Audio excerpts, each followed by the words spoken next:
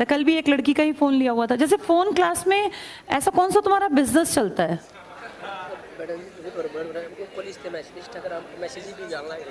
अच्छा देखो, जैसे कॉलेज से मैसेज आना या भाई घर से फ़ोन आना, तुम इतना तो मानते हो कि तुम्हारी आइडेंटिटी भी जीरो बराबर ही है ना? तुम लोग अभी कोई ऐसी बहुत बड़ी चीज़ नहीं हो कि लोग तुम्हें बड़ा सर्च कर रहे हैं और तुम्हारे जो है अभियान निकाले जा रहे हैं। तुम अभी फिलहाल तुम्हारी आइडेंटिटी जीरो बराबर है। इसको जितनी जल्दी समझ लोगे उतना फायदे में रहोगे बेटा।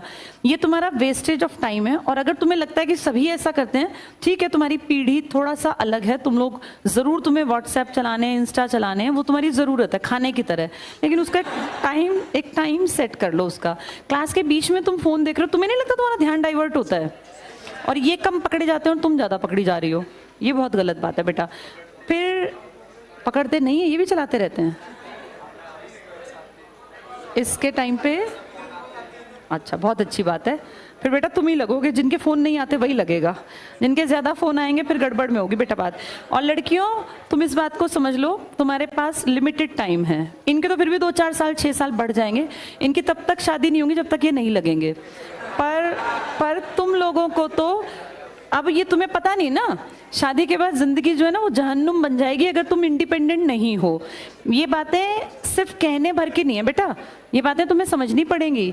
12वीं के बाद ना जब नए नए बाहर निकलते हैं तो हमें लगता है दुनिया बहुत खूबसूरत है, बहुत हसीन है। कुछ भी नहीं है, दुनिया भयावह काली है। और उसमें ना तुम लोगों को सिर्फ और सिर्फ अपने जो काबिलियत है ना ये सस्टेन करवाएगी। और लड़कियों को तो वैसे ही बेटा दूसरा ऑप्शन है नहीं। एक बार जहाँ तुम्हारी शादी हो गई, तुम्हें ज़िंदगी भर वहाँ निभाना पड़ेगा। अगर तुम पढ़ी लिखी हो तो तुम्हें इज्जत मिल जाएगी, अदरवाइज़ वहीं बेइज्जती भी होगी और वहीं रहना भी पड़ेगा। फिर तुम्हें ये बात याद आएगी, काश उस टाइम पे हमने मान लिया होता या मैम की बात सुन ली होती। ये इंस्टाग्राम के जितने दोस्त हैं ना, ये ज़िंदगी में कभी मिलने नहीं है ना, ये कभी काम आने, ये सच बात है। और जितने तुम्हारे, कोई तुम्हारा फॉलोवर हो, कोई तुम्हें इंस्टा पे, तुम्हें क्या फॉलो ही करते हैं इंस्टा पे, हाँ, तो वो किसी काम नहीं आने। और ये मुझे कल भी शिकायत कर रहा था कि लड़कियां जो है फ़ोन ज़्यादा इस्तेमाल करती हैं। तो बेटा थोड़ा सा कॉन्शियस रहो, जैसे समझदार को इशारा ही काफ़ी होता है। अब एक एक को पकड़ा तो नहीं जा सकता, और क्यों हम पकड़ें?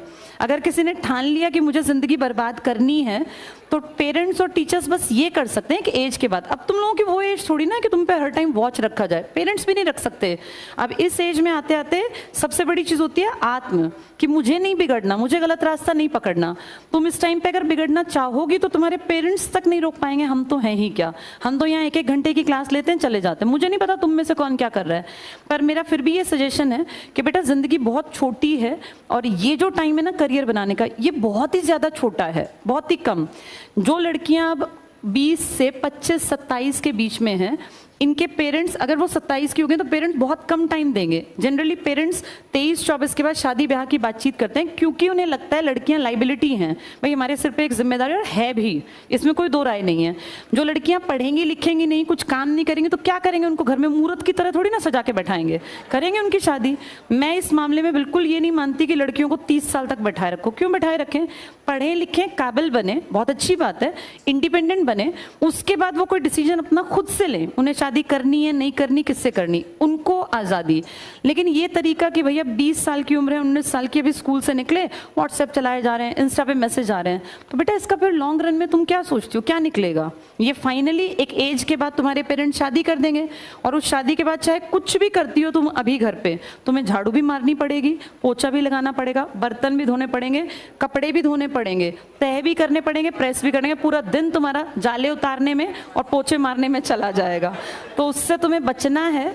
काम कोई बुरा नहीं है, मैं ये बिल्कुल नहीं कह रही कि काम बुरा है, लेकिन तुम उसके लिए नहीं बने हो कि तुम सिर्फ पूरी जिंदगी पोछे मारते रहो और तुम्हें लगता है नहीं हम उसमें खुश रहेंगे। तो बेटा कर लो फिर मैसेज, फिर कौन रोक सकता है? फिर तो कोई रोक ही नहीं सकता। तो अपनी लाइफ सेट कर लो, ये फालतू के काम कहीं काम नहीं आने बेटा, है ना।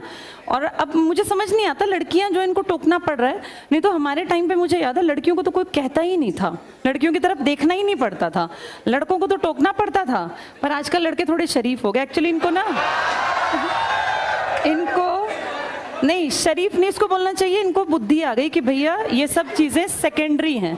ये सच बात है, समाज में बहुत बड़ा परिवर्तन आ गया, ये मैच्योर हो गए।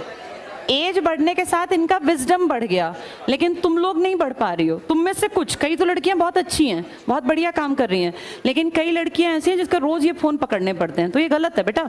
ये फोन एक दो बार पकड़ने के बाद तुम्हारे पेरेंट्स तक हमें ये बात पहुंचानी पड़ेगी कि तुम नहीं पढ़ रहे हो।